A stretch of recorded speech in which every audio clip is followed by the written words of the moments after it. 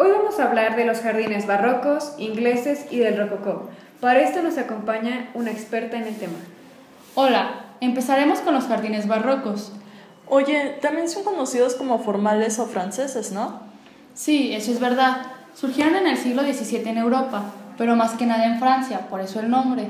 ¿Y por qué lo llaman formal? Bueno, es que en estos jardines los proyectistas los planeaban y diseñaban con mucha exactitud. El orden del espacio regía el orden de los elementos naturales. Ah, o sea que eran simétricos y monótonos. Exacto, era lo que se pretendía en esa época. Por esto mismo se decía que la jardinería era la suma de la arquitectura, botánica, escultura e hidráulica. No lo puedo creer. Diseñar un jardín era una actividad muy complicada. Sí, además de esto se le sumaba la complicación de plantar los arbustos de tal manera que se formaran laberintos. Esto fue después del manierismo, donde se empezaba a jugar con el movimiento. ¿Y por qué hacían los jardines así? Sí, es verdad. ¿Qué buscaba la sociedad diseñando sus jardines así? Pues más que la sociedad, era la monarquía, porque era tan caro realizar un jardín así que no cualquiera tenía la facilidad de pagarlo. Ahora que lo dices, sí, es obvio. Lo que busca el poder siempre es presumir y sentirse mejor que los demás. Sí, por esto mismo pasaron de tener sus jardines para aventuras y agradables paseos a ser espacios para contemplar y realizar fiestas buscando impresionar a sus invitados. ¿Solo hacían paseos y fiestas en sus jardines?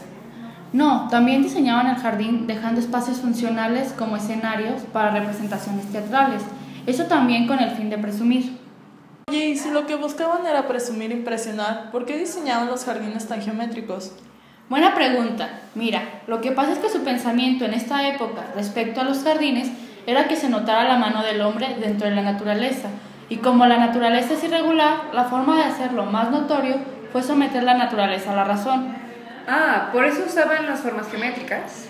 Exacto, pero no era solo eso, querían llegar a tal grado de exactitud que usaban dimensiones para todo, desde la estructura hasta los detalles más mínimos. Esto lo hacían más que nada en los parterres, ¿no? ¿Qué son los parterres? Son delimitaciones de césped con arbustos que eran su elemento principal para diseñar los jardines. Y sí, en los parterres era más notoria esta intervención de la mano del hombre. ¿No usaban algo más aparte de los parterres? Yo he visto en algunas fotografías que también usaban fuentes y estanques, como en el Palacio de Blenheim y en el de Sceaux.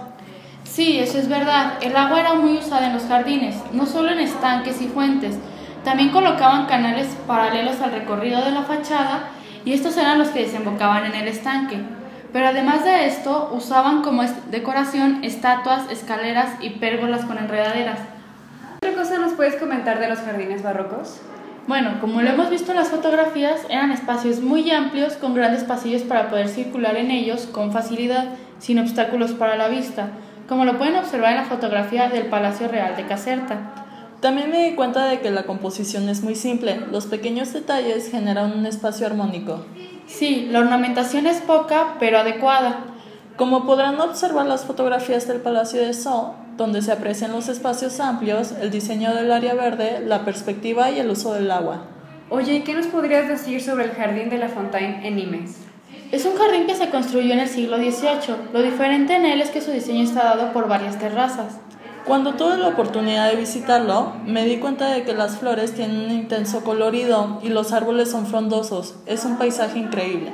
Sí, los árboles que utilizaron en él son cedros y pinos, y es un jardín un poco diferente a los demás, pero con las mismas características de diseño. ¿Y por qué los llamaban románticos?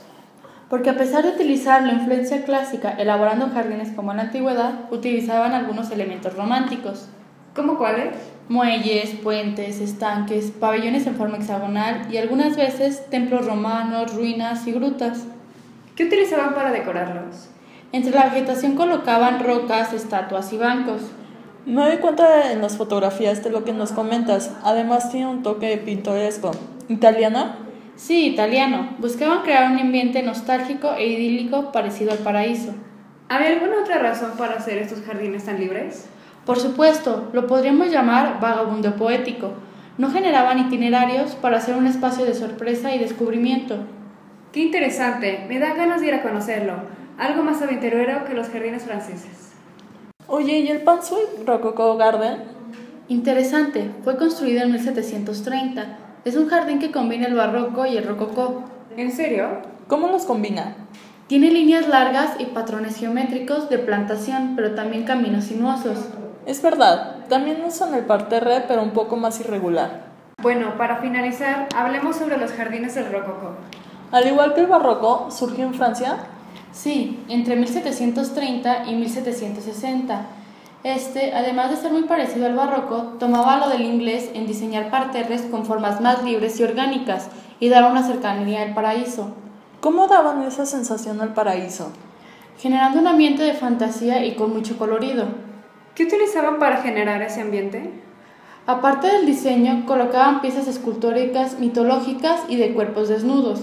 Eso sí, ya dejaron atrás las representaciones religiosas.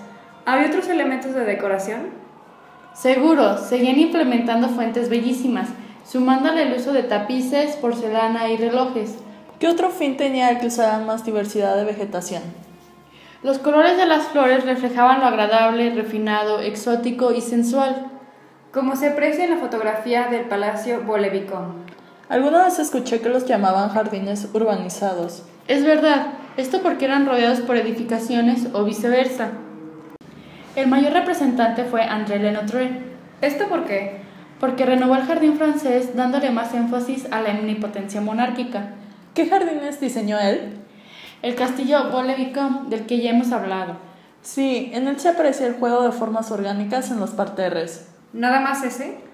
No, también el Palacio de Versalles, encargado por Luis XIV. ¿Qué nos podrías comentar del Palacio de Versalles? Sigue manteniendo las mismas características de diseño, pero algo muy interesante en él es su cambio de primavera-invierno. Fue planeado para que la vegetación creara una experiencia distinta dependiendo la época. Es verdad. En primavera se ve totalmente colorido y alegre. En cambio, en invierno se ve muy sobrio. Exacto, es una experiencia única. Sí, esto lo logran con la mezcla de distintas plantas, aunque lo principal son los arbustos y posteriormente se agregan rosales de distintos colores. Esto también ayuda a mantener las plagas lejos. Muy interesante lo que nos has compartido. Muchas gracias por habernos acompañado. Gracias.